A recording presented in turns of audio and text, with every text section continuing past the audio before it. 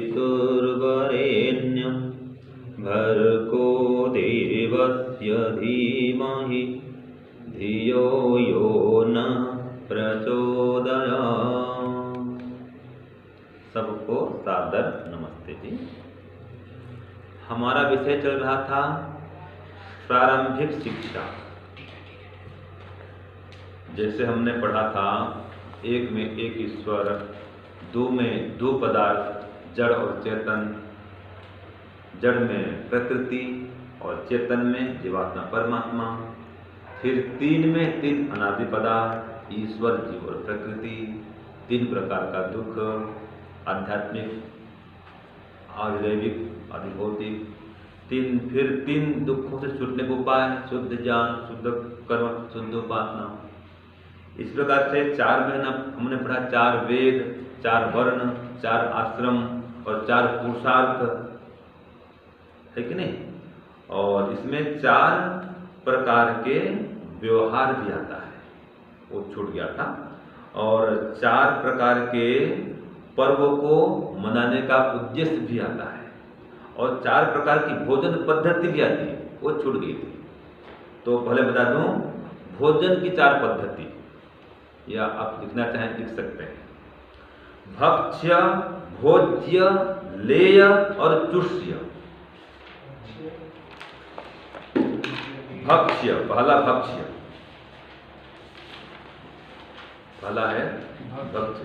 ये बताइए, सामने बताइए, चार में लिखिए।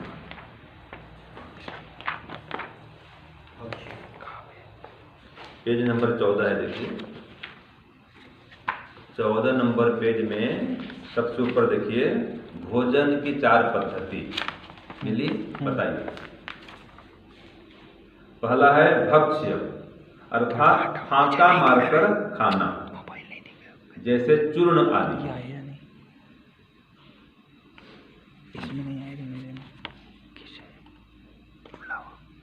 सामने करिए, दिखाइए, दिख रहा है?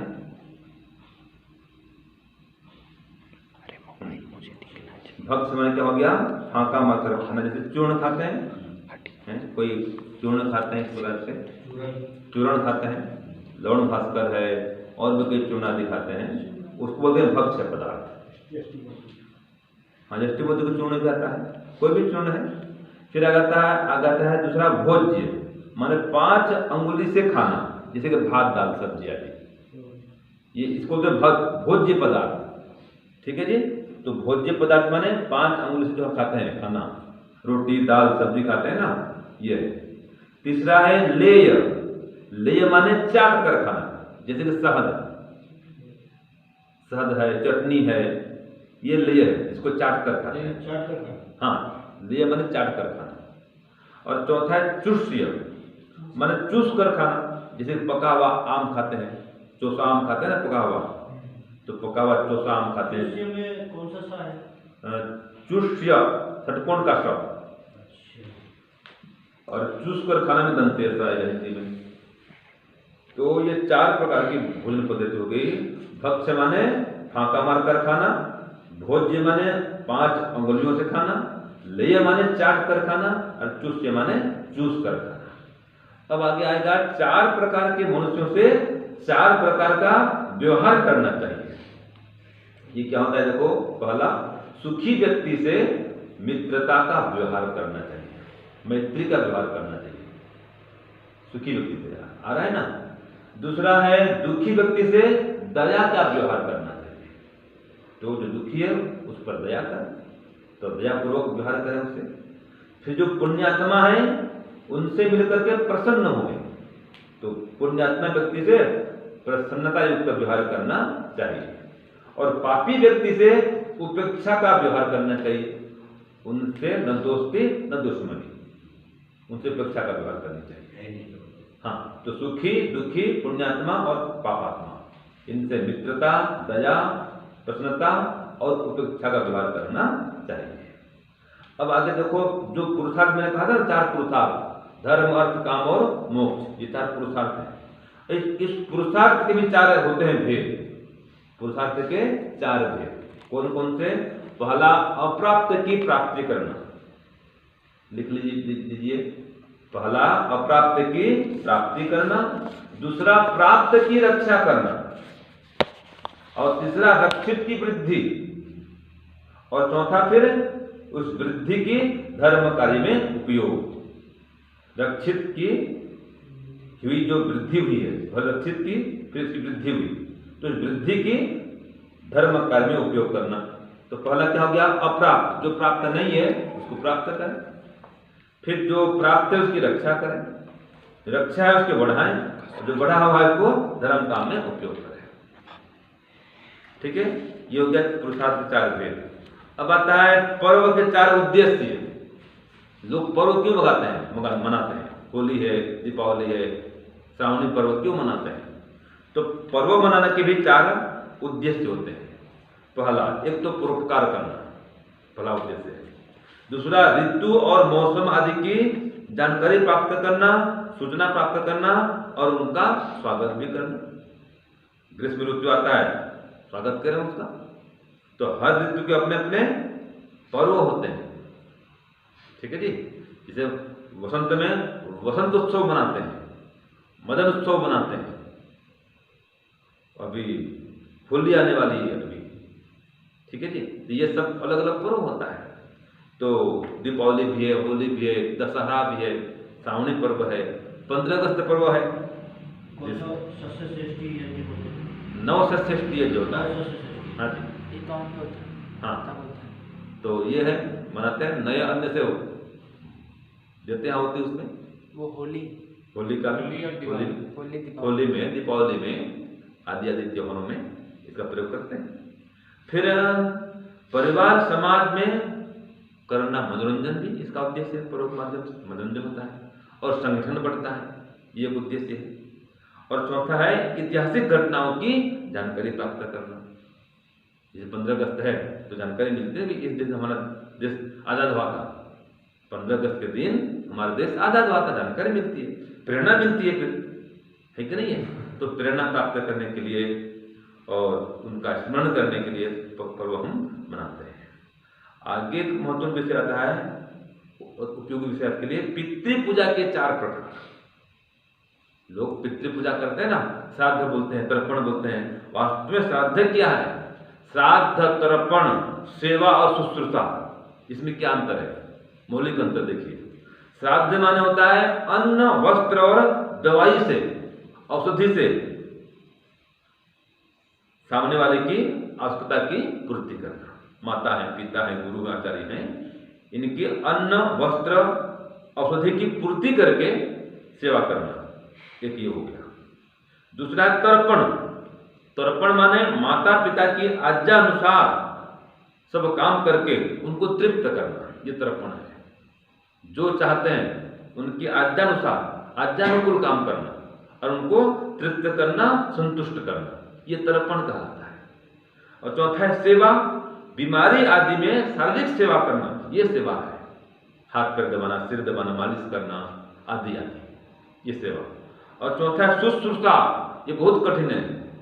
लोग बोलते हैं सेवा शुश्रूषा करनी चाहिए वृद्धों की। तो शुश्रूषा माने क्या है? इसका अर्थ है वृद्धों की अनर्गल कठोर वाणी को भी सहन करना और फिर भी सेवा करते रहना।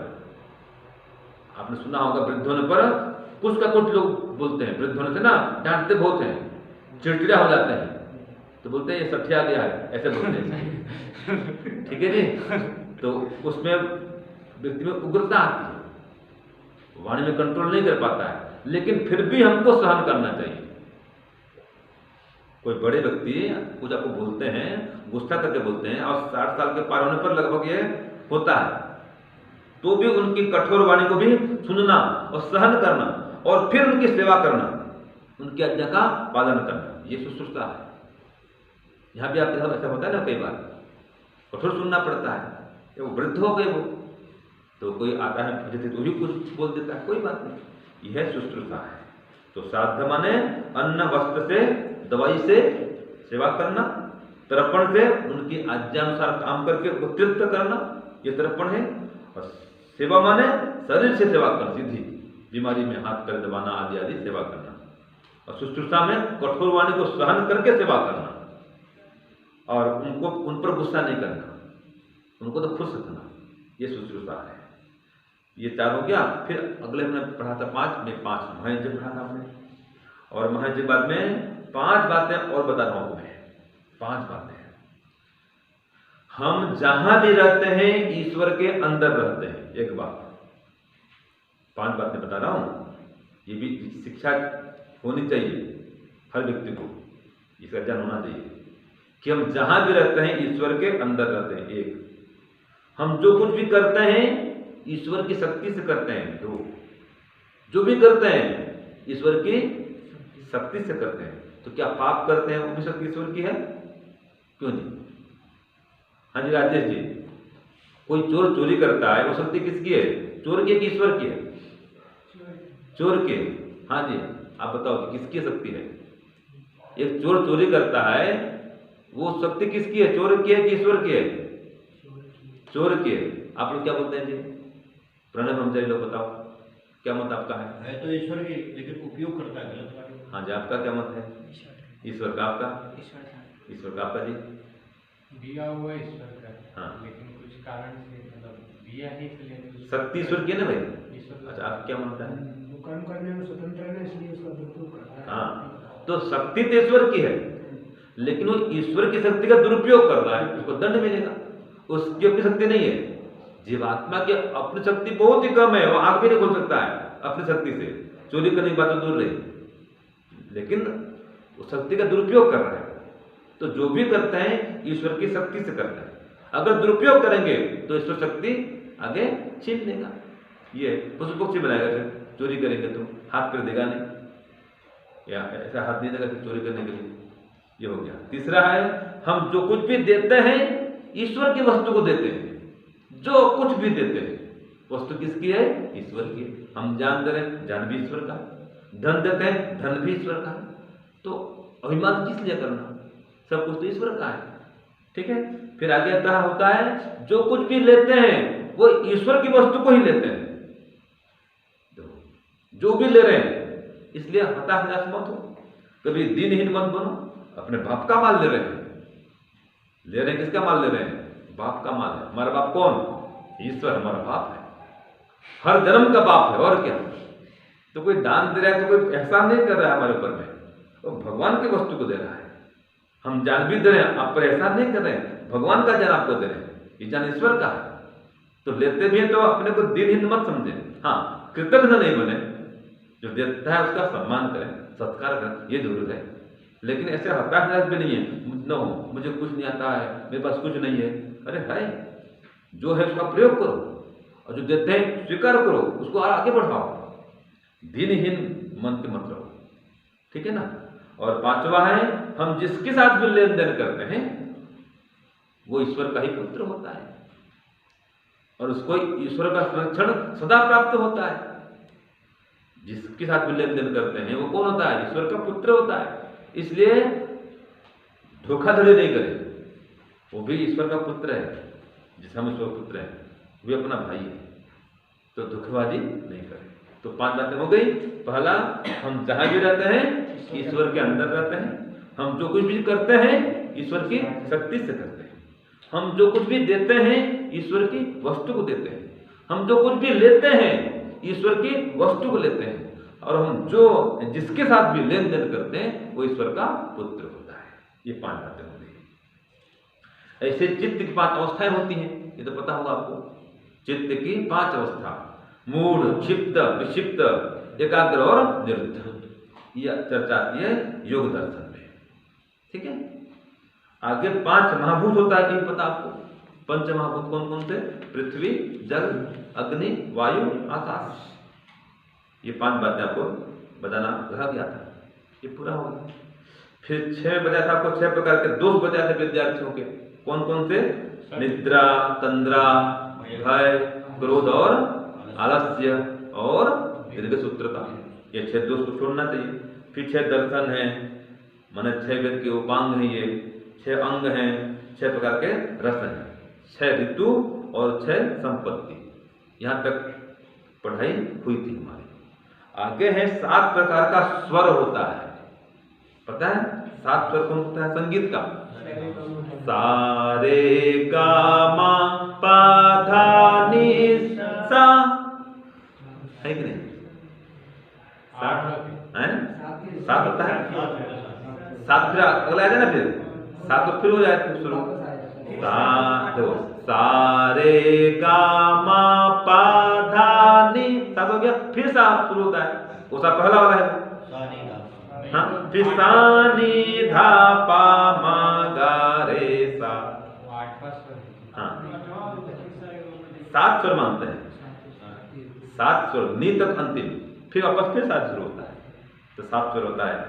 ऐसे 7 ऋषि, सप्तर्षि कौन कौन से?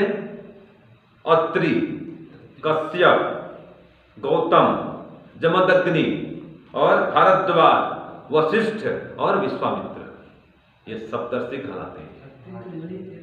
हाँ जी, अत्रि ऋषि थे, ये मतलब ये महर्षि कहलाते हैं। हाँ जी महर्षि हैं, सप्तर्षि ब्रह्म ऋषि हैं ये।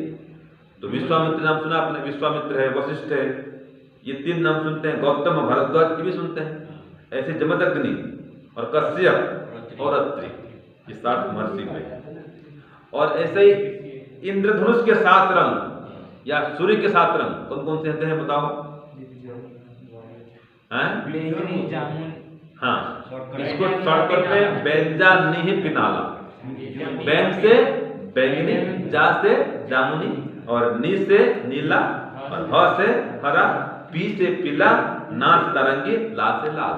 बैं जा नी ह पी ना ला, पढ़े हो गया आपने? हाँ है ना? विबजोर, विबजोर इंग्लिश में, विबजोर इंग्लिश में वायलेट और इंडिगो, ग्रीन, है ना, ऑरेंज और रेड, ऐसे वो आता है, विबजोर आता है। और हिंदी में ये बैंजा नहीं पिना, बैं से बैंगनी, जा से जामुनी, नी से नीला, ह से हरा, पी से पीला, और फिर ना से नारंगी, और ला से लाल, ये 7 रंग होते हैं, याद करना चाहिए इसको। ऐसे 7 व्याहृति होते हैं प्राणायाम के। ओम भू, ओम भुवः, ओम स्वः, ओम महः, ओम जनः, ओम तपः, ओम सत्यम्, ये 7 व्याहृति कहलाते हैं। और 7 बार, ये बच्चों आज नहीं पता, संडे मंडे करते हैं, हिंदी में याद करना चाहिए। सोमवार, मंगलवार, बुधवार, गुरुवार, शुक्रवार, शनिवार, रविवार, ये बच्चों खास याद करना चाहिए। आजकल अधिकांश बच्चे संडे मंडे करते हैं आज, है कि नहीं? वैदिक नाम क्या होता है? ये वेद में आता है ना, इसका आता है सोमवार, मंगलवार वैदिक। ये सब सोम और मंगल, बुध सब ग्रह तो हैं। हाँ, इसके आधार पर नाम पड़ा है इसका, वैदिक नाम। और सब ये इथुर बोलते हैं, वैदिक नाम है। पहले दिन नहीं थे, कुछ हजार वर्ष बाद हुआ। हाँ, लेकिन ये संबंधित ग्रह से संबंधित, जैसे ऋतुओं के नाम है ना। हाँ, वो मधुमास में आती है, आगे वो भी आएगा, वो भी आएगा, कोई होगा। चलो अभी आगे बढ़ते हैं हम। अब 7 लक्षण आर्यों की ये बता रहा हूँ। वास्तव में आर्य कौन होता है, उसके 7 लक्षण होते हैं, वो लिखो। पहला, आर्य माने सत्यवादी। पहला लक्षण है, जो आर्य होता है वो कैसा होता है? सत्यवादी होता है, एक लक्षण। दूसरा, आर्य माने सदाचारी। पहला सत्यवादी, दूसरा सदाचारी, तीसरा परोपकारी, और चौथा जितेंद्रिय, पांचवा ईश्वर का पुत्र। आर्य माने ईश्वर का पुत्र, पांचवा हो गया। छठा, आर्य माने श्रेष्ठ, और सातवां, आर्य माने आर्यावर्त देश में सदा से रहने वाला। आर्यावर्त देश में सदा से रहने वाला, अर्थात जो आर्य है वो कोई विदेशी नहीं है। जो आर्य हैं वो भारत के ही मूल निवासी हैं। सीधा तिब्बत से यहाँ पर आए थे आर्य लोग, उसके पहले यहाँ कोई भी नहीं रहते थे। ठीक है जी, तो किसी पर कब्जा नहीं किए हैं आर्य लोग, या कोई ईरान से नहीं आए हैं।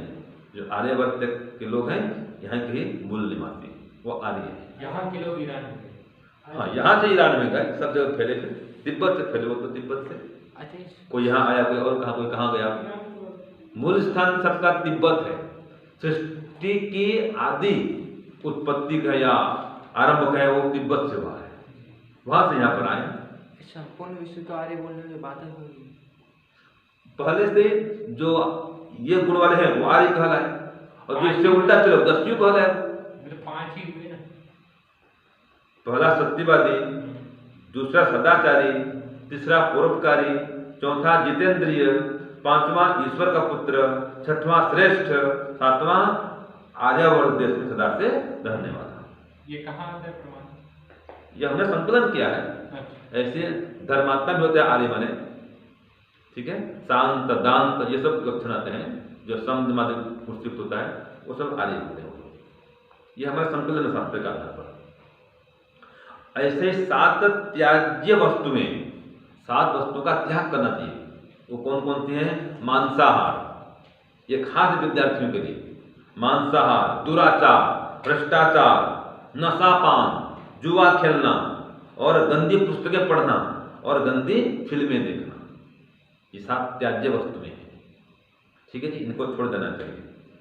ऐसे रामायण के 7 कांड होते हैं, बाल कांड, अयोध्या कांड, अरण्य कांड और किष्किंधा कांड, सुंदर कांड, युद्ध कांड और उत्तर कांड, ऐसे लोग बोलते हैं। उल्लंका कांड हो गया, ठीक है, उत्तरकांड वाल्मीकि में नहीं हो, हाँ, ये इसमें आता है, रामचरितमानस में आता है। तो ये 7 कांड होते हैं। हाँ, लंका कांड जोड़ दो, कोई बात नहीं, ये जोड़ सकते हैं, ठीक है। चलो अब अंतिम चलते हैं। 7 माने 7 धातु। कौन कौन से? शरीर में 7 धातु होते हैं, कौन कौन बोलो? हाँ, रस, रक्त, मांस, मज्जा और अस्थि, मेद और वीर्य। मेद पहले आया, पहला रस, रक्त, मांस, मज्जा, मेद। मेद पहले आएगा, मेद मज्जा, मेद मज्जा, अस्थि और वीर्य, ये 7 धातु हैं शरीर में। मेद भी पहले आएगा, अस्थि आएगा, फिर मज्जा, फिर वीर्य। हाँ, कोई बात नहीं, क्रम आगे होता है। अंतिम है विवाह में सप्तपदी। हाँ, 7 पैर चलना होता है, 7 फेरे लगाते हैं, 7 सप्तपदी अलग है। सप्तपदी। हाँ, तो सप्तपदी के मतलब गृहस्थ में स्वर्ग की 7 सीढ़ियां हैं, जो इनका पालन करेगा उसका जो गृहस्थ है वो स्वर्ग बनेगा। नरक की सीढ़ी। इससे पहला माने अन्न प्राप्ति हेतु प्रयास करना, खूब पुरुषार्थ करना पड़ता है, इससे। दूसरा ऊर्जे, बल प्राप्ति के लिए प्रयास करना और धनवान बनना। तीसरा राजस्व कोषाय, धन प्राप्ति हेतु प्रयास करना और धनवान बनना। फिर प्रजाभ्य माने प्रजावान बनना, उनको संस्कारवान बनाना प्रजाओं को। और ऋतुभ्य, ऋतु के अनुसार में खान पान दिनचर्या करना, ब्रह्मचर्य का पालन करना, ये ऋतुभ्य है। ये सखा, आपस में मित्र भाव से रहना, पति पत्नी सब मिलकर रहें, प्रेम से रहें, झगड़ा नहीं करें, ये सखा भाव से रहना है। और एक है मयोभवाय, माने दुख को नष्ट करके सुख प्राप्ति के लिए प्रयत्न करना, माने मोक्ष की ओर बढ़ने का यत्न करना, ये अंतिम है। अंतिम लक्ष्य यह है गृहस्थ का भी, कि ये संसार सुख से ऊपर उठो और मोक्ष कर बोलो, वो लक्ष्य है। ये सप्तपदी इसकी ये शिक्षा है। इस प्रकार 7 बातें हो गई, आगे फिर 8 पढ़ेंगे। अभी के लिए विराम। ओम शांति, ओम शांति।